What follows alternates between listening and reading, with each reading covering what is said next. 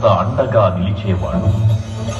మనసులో తలచిన వెంటనే గుండెల నిండా ధైర్యాన్ని నింపగలిగే మహాయోధుడు, అభయహస్తంతో ఎల్లవేళలా మనల్ని కాపాడే ఆ పవనపుత్రుడి ఇప్పుడు మనసారా స్తుతించుకుంటూ శ్రీ పంచముఖ ఆంజనేయ స్వామిగా అవతారమెత్తిన కథని దృశ్య రూపంలో తిలకిద్దాం రండి.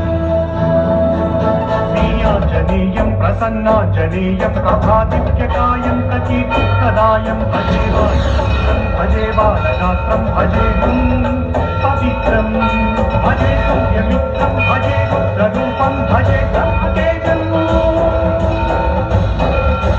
అది రామాయణ మహాయుద్ధం భీకరంగా సాగుతోన్న తరుణం. శ్రీరామచంద్రుడి సారథ్యంలో వానర సైన్యంతో విజృంభిస్తూ లక్ష్మణస్వామి తనతో పోరాటం చేస్తున్న రావణుడి కుమారుడు ఇంద్రజిత్ తలని బాణంతో ఒక్క వేటుతో వేరు చేశాడు. ఇంద్రజిత్ మరణ వార్త విన్న రావణుడు ఆవేశంతో ఊపిపోయాడు. ప్రతీకారం కోసం పాతాళ లోకాధిపతి తన సోదరుడు అయినటువంటి మహిరావణుడి సహకారం కోరాడు.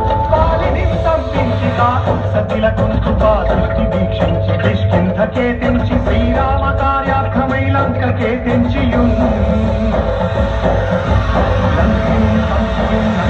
కాల్చియుం యభూమి దుంజూచి ఆనందము పొంగిర్యాయుంగరం విచ్చి ఆ రత్నముం తెచ్చి శ్రీరామునిచ్చి సంతోషము ఏది.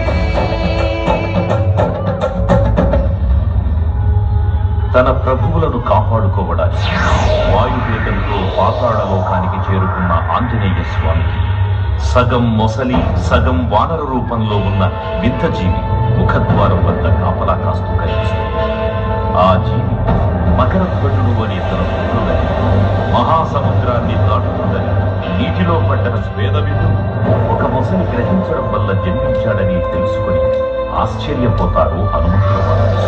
బ్రహ్మాండమైనట్టి ఆ శక్తిని వైచి ఆ లక్ష్మణున్ముర్తనొందింపగానప్పుడే నీవు సంజీవిని తెచ్చి సౌమిత్రికి ఇచ్చి ప్రాణంబు రక్షింపగా కుంభకర్ణాదులన్నీరులంబోర శ్రీరామ బాణాగ్ని అనంతలోకంబురానందమయ్యుండ నవ్వేళను విభీషణుడేడు కంతోడు కన్వచ్చి పట్టాభిషేకంబు చేయించి సీతామహాదేవిని తెచ్చి శ్రీరామునిచ్చి అంతన్నయోధ్యాపురించొచ్చి పట్టాభిషేకంబు సంతప్తమయ్యున్నా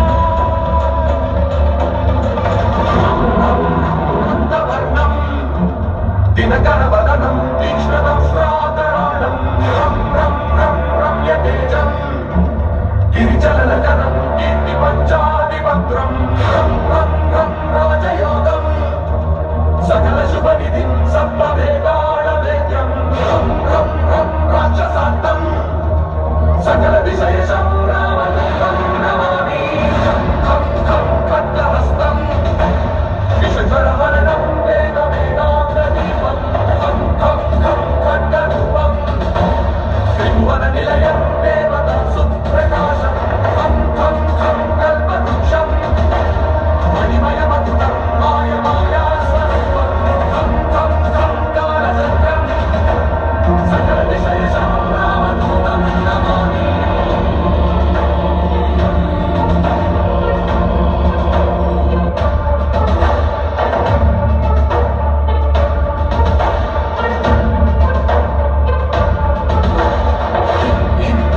ఇంద్రవన్యం జలనిధి కలనం సౌమ్య సామ్రాజ్యమానం సిద్ధియోగం సర్వజ